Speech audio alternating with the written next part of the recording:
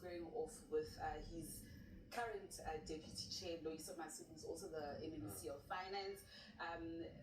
Other names that are being thrown around for the deputy position is Alex Masilo and Eunice Mgcina. For regional secretary, you have Sasabona Mangaye versus Lebogang Shabalala. Deputy secretary, regional secretary, I beg your pardon, Oliver, is Nomoya Mnisi and Lerato Bob. You look at the likes of Tshwane, you have Eugene Bonzo squaring off against Mr. Bushielo, Franz Bushielo. The position of deputy is Tangi Mukhale, who is also the MMC of Transport, Roads and Transport in the city of Tshwane. Regional Secretary George Majila versus Raji Lumela, and of course the treasurer is Dale Jacobs versus Nicholas Munyai. At the conclusion of these three conferences, Tshwane, Ekurhuleni was in August. Yeah, so yes. That already happened. Yes. So there's Tshwane in Johannesburg yes. that needs to happen.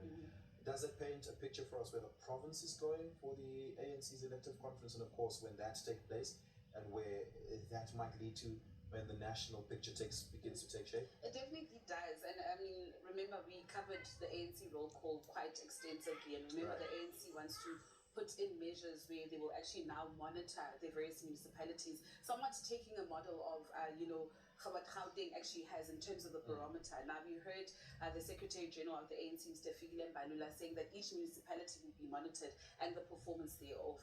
If councillors, if mayors are not up to the task, will not actually, fulfilling their mandate, then unfortunately they'll just have to vacate the position. But I think it's very interesting, especially ahead of next year's local government elections. Yeah.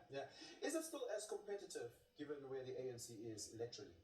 It still is, Oliver. I mean, the stakes are high. Remember, the ANC also wants to reclaim, as they say, the city of Johannesburg. Remember, they're under a coalition government, the government of local unity. So, I mean, the stakes are really high. Remember, but at the end of the day, Oliver, what matters the most is the people of Johannesburg when it comes to service delivery, right?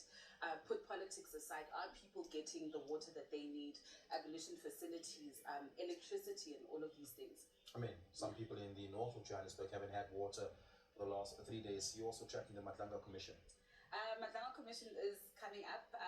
Of course, very interesting things that actually happened this past week. But in terms of Monday, we expect an anonymous witness to actually testify remotely at the Commission. As to how it's going to happen, we are not so sure. But just to recap what actually happened this past week, we saw Witness X taking the stand on Tuesday after News 24 and Daily Maverick had actually reached an agreement between the evidence leaders of the Commission, Oliver, and the inquiry over the opposition to actually have those in-camera hearings. So a lot actually came out, revealed chats this past week. So yeah, but also on the sidelines, I think something very interesting that actually happened, and you covered it very well, the interview that you had with Brown Mokgotsi, and that was after his house in the Northwest was also raided. He said a lot of things to you.